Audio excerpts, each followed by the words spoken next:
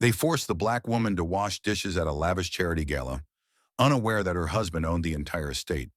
"You shouldn't even be here," whispered Elizabeth Sinclair, the renowned Hollywood film producer and event organizer, as she shoved Aisha toward the kitchen of the sprawling Beverly Hills mansion.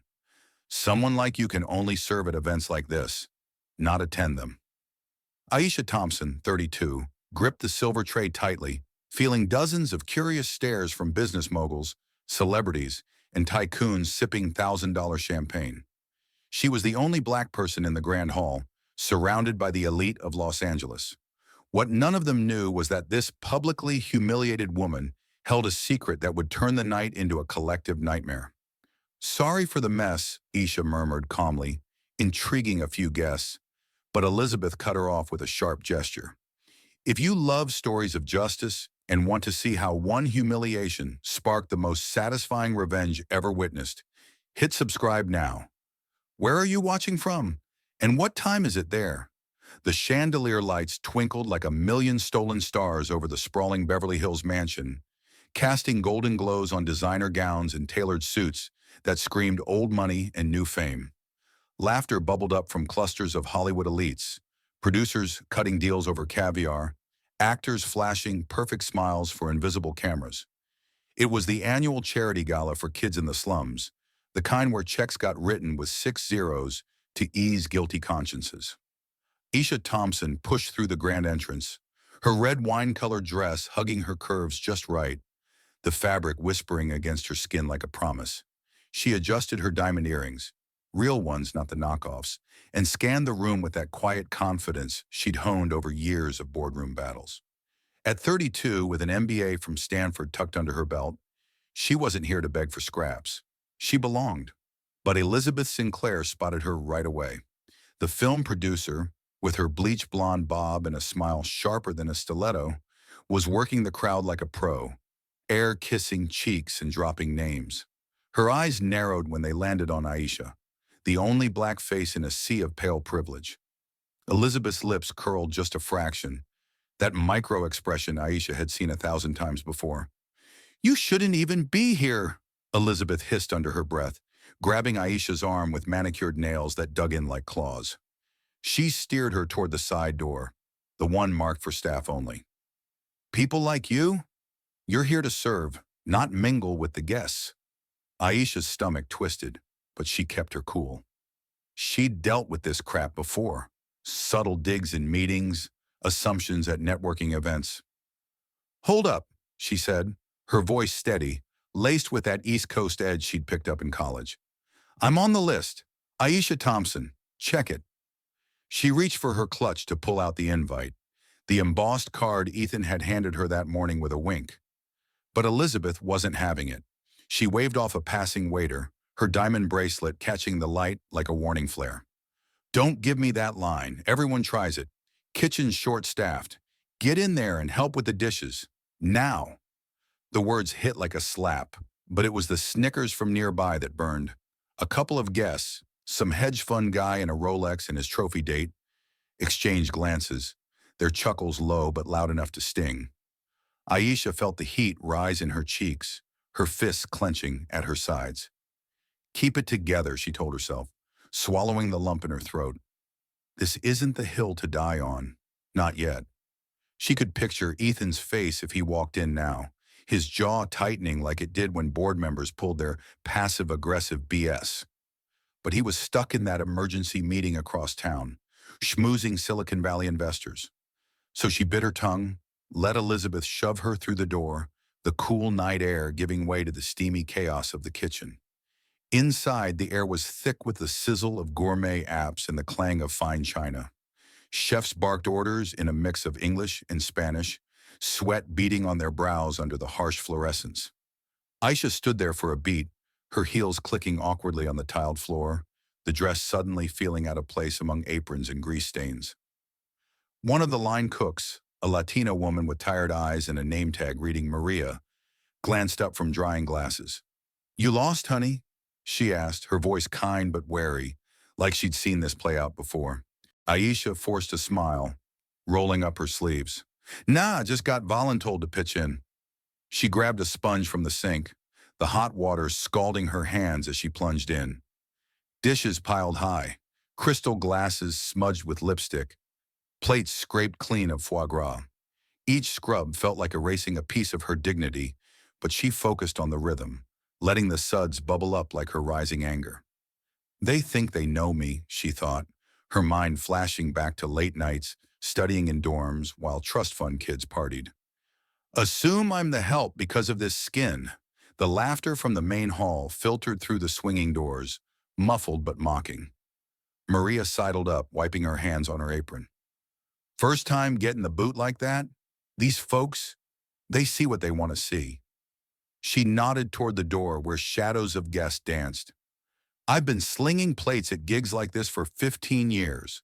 Always the same. Us in here, them out there pretending to care about poor kids while treating us like dirt. Aisha nodded, her jaw set. Yeah, well, tonight's going to be educational for somebody. She didn't elaborate, but the words hung there, a spark in her eyes that Maria caught. The older woman paused, tilting her head. You got that look, like you're holding an ace up your sleeve. Before Aisha could respond, the door burst open. Elizabeth poked her head in, her face flushed from champagne or triumph. Hurry it up in here. We've got VIPs waiting on clean glasses. She eyed Aisha with a smirk, like she'd won some petty game. And you, keep your head down. No sneaking back out. The door swung shut, leaving a wake of snide giggles from the hall. Aisha's grip tightened on a plate, nearly cracking it. Breathe, she reminded herself. But the phony glamour out there? It was cracking too, right under their feet. She glanced at her clutch on the counter, the phone inside buzzing silently with a text from Ethan. Wrapping up soon. Miss you. A small smile tugged at her lips. If only they knew. The kitchen buzzed on, but Aisha's mind raced. She wasn't just some outsider. They'd learned that the hard way. For now, though, she scrubbed, each stroke fueling the fire. The night was young, and the real show hadn't even started. Steam rose from the sinks like ghosts in the cramped kitchen, mixing with the sharp tang of lemon cleaner and leftover lobster bisque. Aisha scrubbed a silver platter harder than needed, her nails biting into the sponge. Each stroke a silent scream against the bullshit she'd just swallowed. The door swung open again, and in strutted Elizabeth, her heels clicking like Judgment Day. Trailing her were two more from the gala's inner circle, Marcus Vanderbilt, the Hollywood hotshot with a tan that screamed spray booth and a smirk that said he owned the room, and Sophia Langford, the hotel heiress whose pearls probably cost more than most folks' houses. They leaned against the counter, sipping bubbly like they were at a sideshow. Look at this, Elizabeth drawled, her voice dripping honeyed venom as she pointed at Aisha. We give opportunities, and they can't even hustle, right? Dishes piling up like her excuses. She laughed, a brittle sound that echoed off the stainless steel. Marcus chuckled along, crossing his arms over his designer vest. Classic. Folks like her are always sneaking in, thinking they can rub elbows with the big leagues. Bet she's here scoping for a sugar daddy. Upgrade that knockoff dress. He eyed Aisha's gown, missing the custom tailoring, his words laced with that casual racism folks like him passed off as jokes. Sophia joined in, twirling her champagne flute, her blue eyes narrowing. Hands like those? Rough from scrubbing floors back in whatever hood she crawled out of. Not the type that signs deals or shakes hands at the club. She leaned in closer, as if Aisha were Exhibit A in some twisted museum. Gotta teach them their place, right? Can't have them thinking they're equals just because they crashed the party.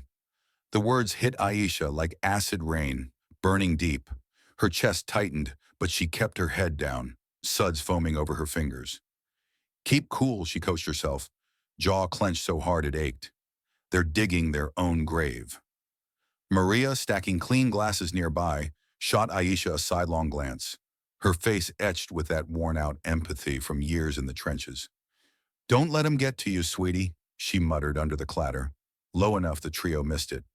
They're all bark 'cause deep down they know they're frauds. Been mopping up after their messes forever? Aisha nodded faintly, her pulse steadying. Maria's words were a lifeline in the storm, reminding her she wasn't alone in this invisible army of servers and cleaners, the backbone these elites stepped on without a second thought. But Aisha wasn't just enduring. As Elizabeth rambled on about upstarts ruining the vibe, Aisha slipped her hand into her clutch on the counter, thumbing her phone awake under the radar. She hit record, the screen hidden by a towel, capturing every slur in crystal-clear audio. Gotcha, she thought, a flicker of steel in her eyes. The app hummed silently, immortalizing Marcus's next gem. Our country's going to hell because we hand out chances to the wrong crowd. She probably thinks this gig's her big break. Ha, back to flipping burgers tomorrow.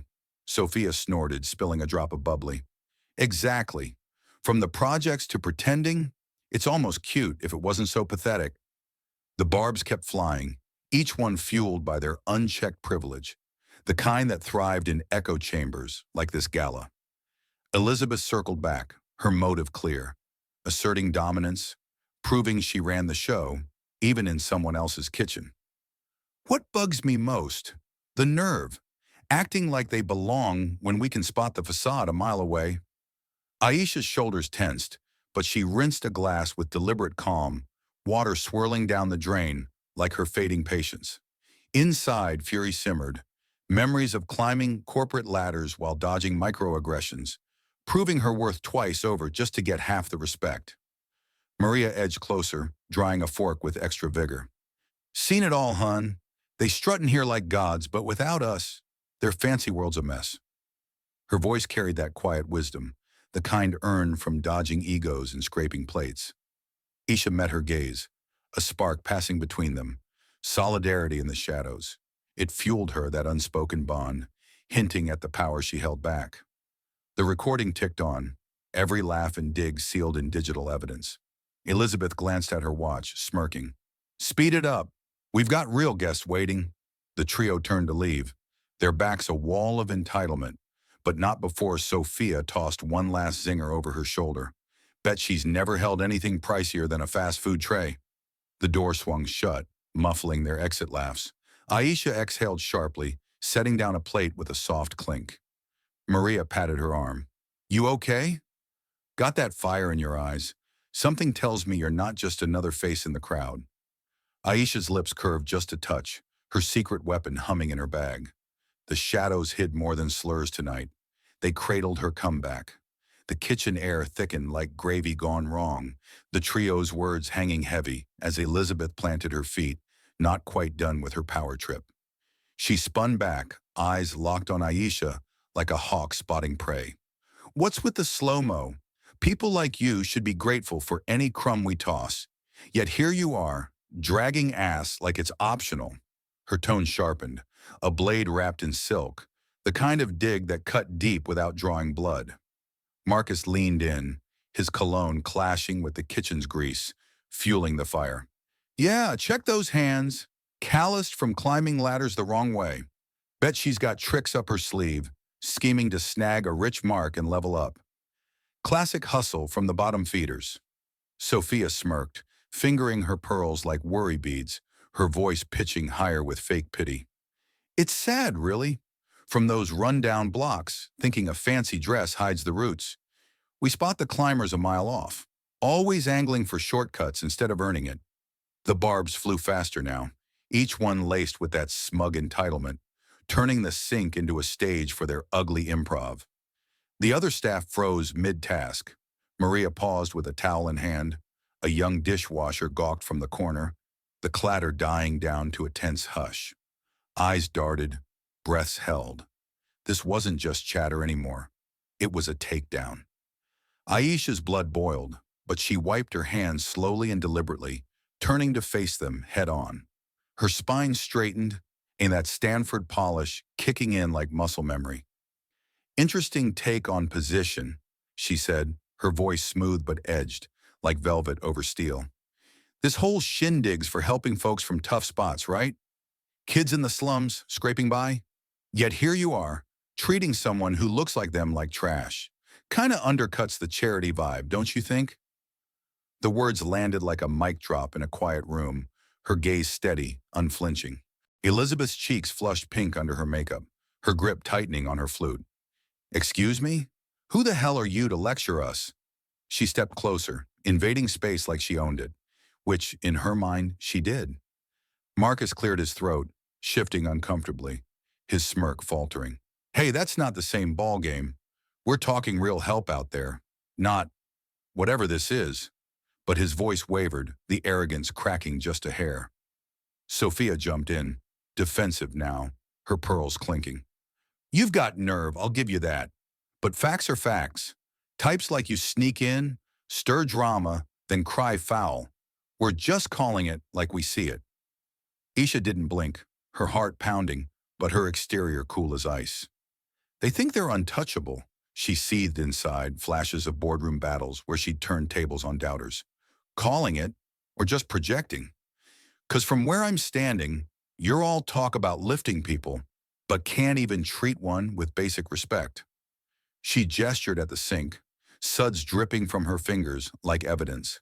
The room pulsed with tension, Maria's eyes widening in silent awe, the dishwasher whispering to another cook. No one moved. The air crackled, waiting for the next spark. Elizabeth huffed, trying to rally, her face twisting into that forced smile elites pulled when cornered. You? Talking equality? In my kitchen? Scrubbing plates? Know your lane. But the words rang hollow, her confidence slipping as Aisha held ground. Marcus muttered, "This is getting ridiculous. Let's bounce." But Sophia doubled down, voice rising. She's got an attitude problem, probably why she's stuck back here. The jabs kept coming, but Aisha parried each one, her responses measured, slicing through the BS. Then from the hallway, footsteps echoed, firm, hurried, cutting through the standoff like a siren in the distance. The footsteps faded into the background hum for a split second, but Aisha didn't miss a beat. She locked eyes with Elizabeth, her voice dropping low and loaded. Your kitchen? That's rich. You sure about who calls the shots here? She wiped her hands on a dish towel, tossing it aside with a flick that screamed defiance, her stance shifting from cornered to commanding. Elizabeth blinked hard, her flush deepening to a full-on beet red, lips parting like she'd swallowed a lemon. What the hell's that supposed to mean? This is my event, my rules. You don't get to question squat. She jabbed a finger toward Aisha, nails like daggers, trying to reclaim the high ground she just slipped off. Marcus shuffled his feet, his earlier swagger crumbling as he shot Sophia a sideways glance. Lady's got brass, but she's barking up the wrong tree. This pad's Harrington turf. Old money, tight circles. We run with Ethan. You're just the cleanup crew. His words aimed to sting, but they bounced off Aisha's armor, her mind racing with the irony. If only you knew whose last name I share. She tilted her head, a small smile playing at her lips, the kind that hit a knockout punch. Harrington, huh? You claim to know the family inside out? Spill, when's the last time you chatted up with the big man himself? Sophia's pearls clicked as she crossed her arms, her voice pitching up in that defensive whine elites pulled when rattled. Of course we do. Ethan's in our orbit. Board meetings, yacht parties. We're tight. What's your angle anyway? Acting like you got inside her dirt while elbow deep in suds. She sneered, but her eyes darted to the door, unease creeping in like fog. The kitchen staff held their breath. Maria gripped a glass so tight her knuckles whitened. The dishwasher leaned in, wide-eyed, the air electric with the shift. Aisha pressed on, her tone velvet smooth but razor sharp. Tight? Funny. 'Cause real connections don't trash talk folks based on looks. You're all about positions. What's yours when the mask slips? Elizabeth recovered with a huff, stepping forward to crowd Aisha's space, her perfume cloying in the steam. Enough lip from the help. You think you're slick flipping the script? This mansion's loan for the gala. Harringtons trust us with it. End of story. But her voice cracked just a tad, that queen bee vibe fracturing under Aisha's steady gaze.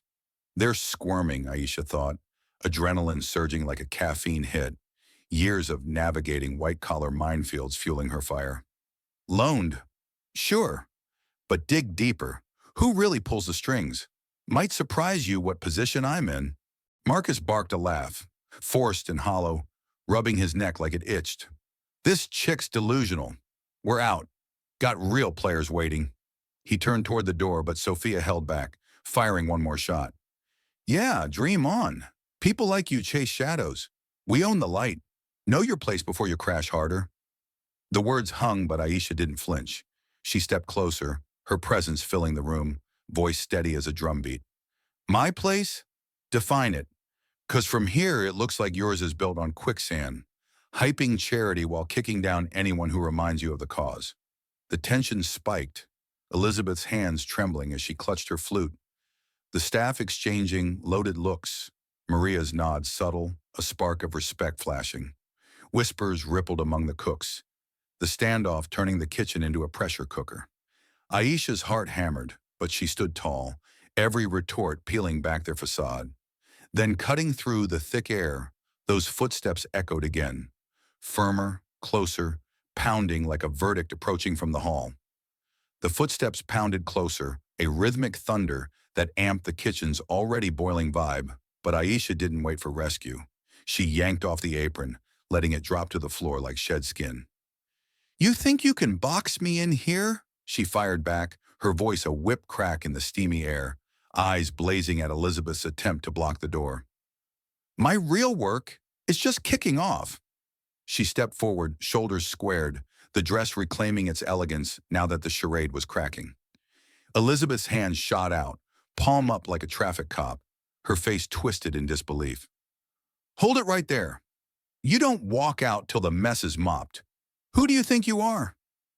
Marcus moved to flank her, his bulk filling the doorway, sweat beading on his forehead under the harsh lights. Yeah, pump the brakes. You're not calling shots in this house. Harringtons don't play with intruders stirring up drama. His words dripped condescension, but Aisha caught the flicker in his eyes, uncertainty creeping in like a bad bet. Sophia edged in too, her pearls swinging wildly as she jabbed a finger. Nerve of steel, huh? But facts don't care about your attitude. Sneak in, play victim. Classic move. Now finish the damn dishes before we call security. The trio formed a human wall, their entitlement a force field. But Aisha didn't budge, her pulse racing with that fighter's high she'd felt closing million-dollar deals. They're cornered and they don't even know it, she thought, adrenaline sharpening every sense. The clang of a dropped spoon from a frozen cook, Maria's sharp intake of breath. Call security? Go ahead, Aisha shot back, her tone laced with that boardroom bite. But first, let's chat credentials. You rag on my position? I've got an MBA from Stanford and ran point on financial turnarounds for Fortune 500s. Built empires from spreadsheets while you schmooze for scraps. The words hung heavy, slicing through their smug fog, her revelation a grenade lobbed casually but deadly. Elizabeth's jaw dropped, her blockade faltering as she stammered. Bullshit. Stanford? You? Prove it. Nobody like you climbs that high without shortcuts. Her voice pitched up, defensive walls crumbling, hands now fidgeting with her bracelet. Marcus barked a laugh, but it rang forced, his face paling. Nice story. But in my world, that degree doesn't mean jack if you're scrubbing sinks. You're bluffing to save face. Sophia piled on, voice shrill. Exactly. Fancy talk from the help. We see through it. You're just hustling for pity points. But their jabs lacked punch now, the kitchen falling into a dead silence. Staff gaping like they'd witnessed a plot twist in real time. Aisha advanced a step, the air thick enough to choke on, her eyes drilling into each of them. Bluffing? I've advised CEOs on crises bigger than your egos. Saved reps for companies you'd kill to partner with. But you? You judge by skin and assumptions. That's your real shortcut. Maria nodded subtly from the sidelines, her towel twisted tight in solidarity, the dishwasher whispering damn under his breath. The tension coiled tighter, breaths shallow, the room a powder keg with Aisha holding the match. Then, a phone buzzed sharply on the counter. Ethan's assistant, timing perfect as fate. Aisha glanced at the screen, but before she could grab it, the footsteps exploded into the hall, Ethan's voice booming through the door. Where's my wife? The words echoed like a bombshell, freezing everyone mid-breath. Rage building in waves as he charged closer. The kitchen door burst open like a dam breaking, and Ethan Harrington stormed in, his suit rumpled from the rush, eyes scanning wildly until they locked on Aisha. He blew past the trio without a glance, wrapping her in a bear hug that squeezed the air from her lungs. "Babe, what the hell did they do to you?" He growled, his voice low and thunderous, pulling back just enough to cup her face, checking for cracks in her armor.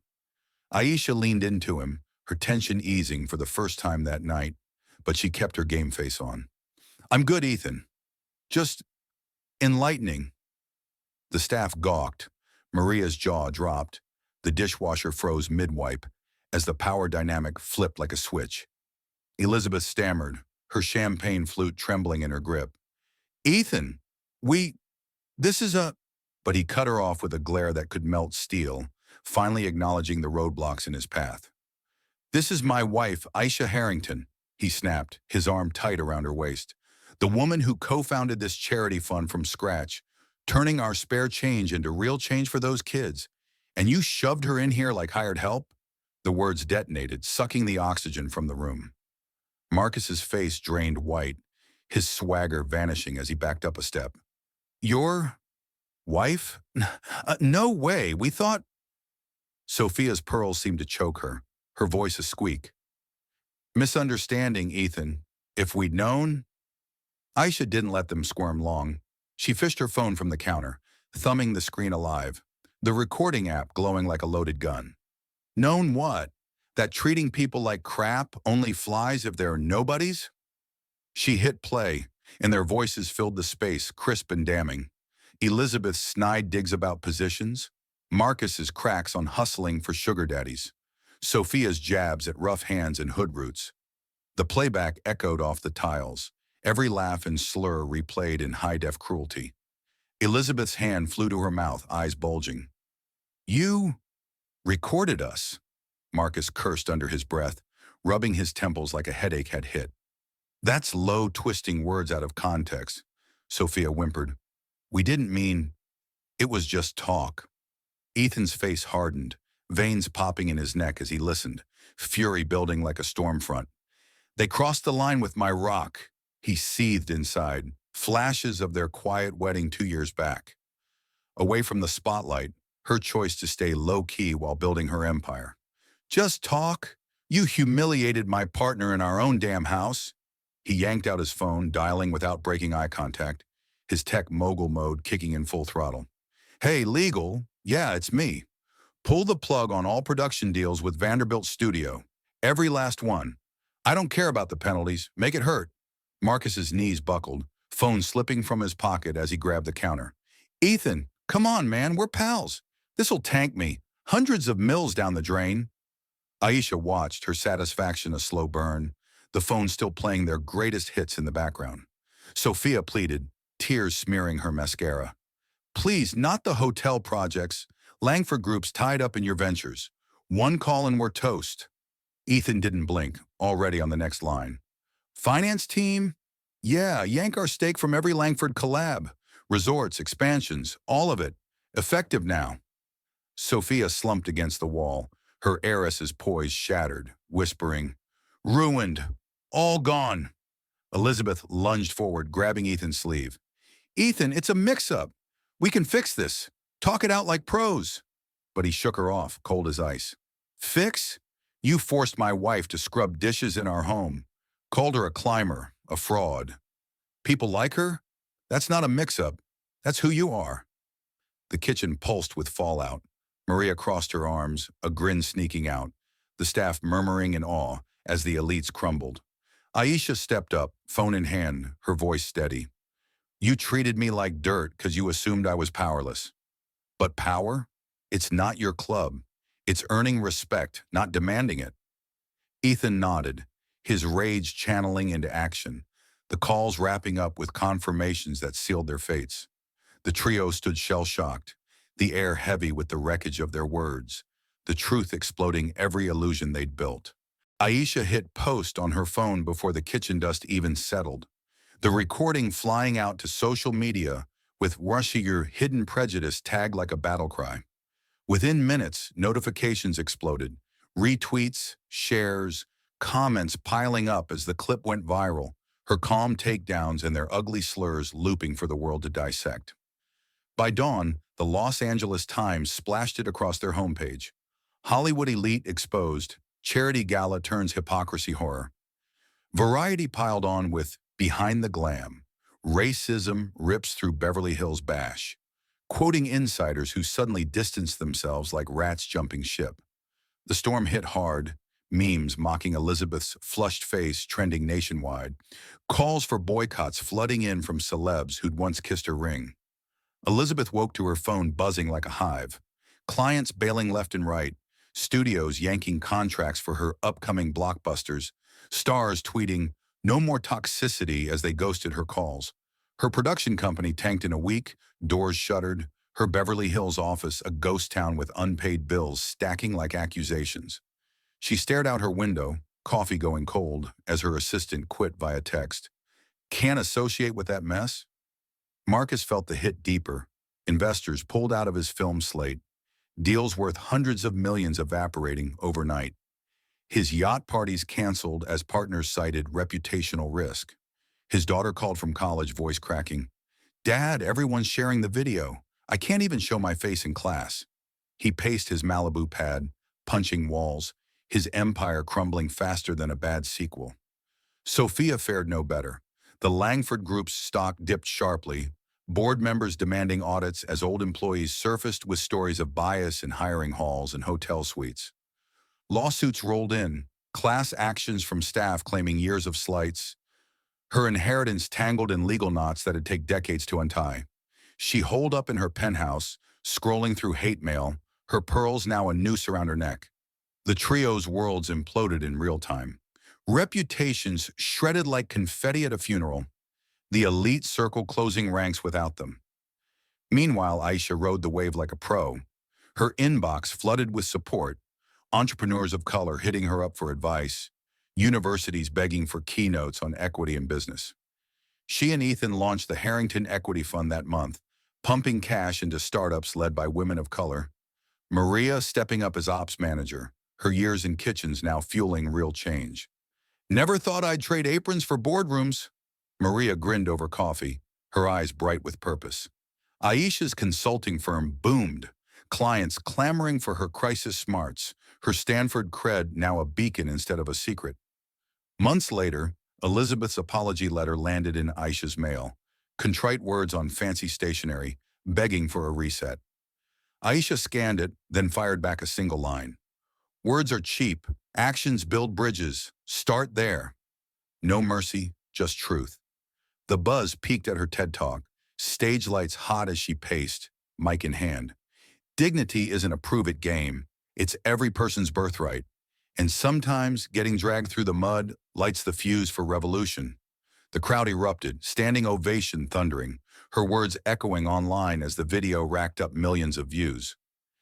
In quiet moments over breakfast with Ethan, Aisha reflected, his hand squeezing hers, pride in his eyes. "You flipped the script, babe. Change the game." She smiled, the fire from that night now a steady glow, inspiring shifts in Hollywood's underbelly.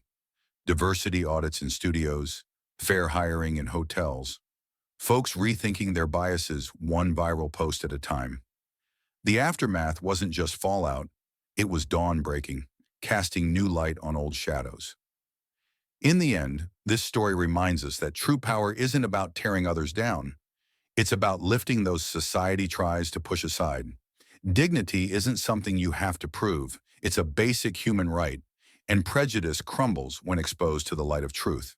Have you ever been judged or underestimated based on how you look or stood up against it? Drop your thoughts in the comments below. Let's hear your stories and spark some real change together. Stick around for our next video, where we'll dive into another tale of everyday heroes turning injustice into inspiration. You won't want to miss it. Thanks so much for watching, folks. I appreciate you being here. See you soon.